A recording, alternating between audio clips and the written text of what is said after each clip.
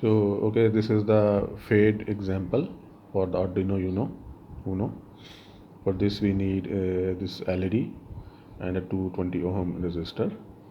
We will connect the large leg of the LED through this resistor to pin 9 of the Arduino Uno board, and then we will connect the smaller leg of the LED to the ground pin of the Arduino Uno board.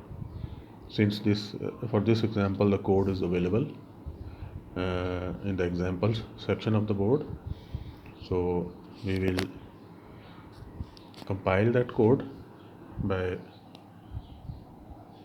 clicking on this check mark. Once that is done, then we will upload the sketch to the board by clicking on this button. So once that is done, then we will see that the LED behaves in an analog fashion. So let me explain the code also. Here you can see that initially we set this value int LED to 9, and we initially set the brightness value to 0 and the fade amount to 5, and then we set the pin mode to the LED value 9, and we set it as the output. To pin 9 should be giving some output, and then we call the analog write function.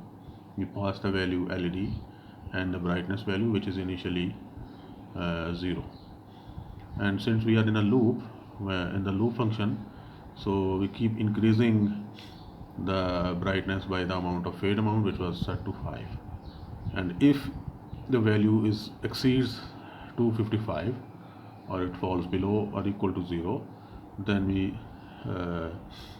decrement the fade amount.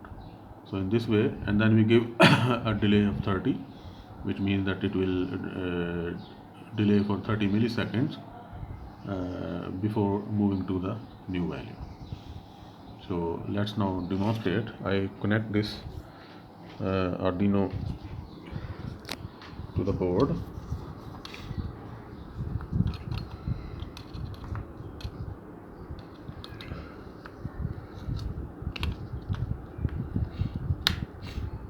So now I first compile the code.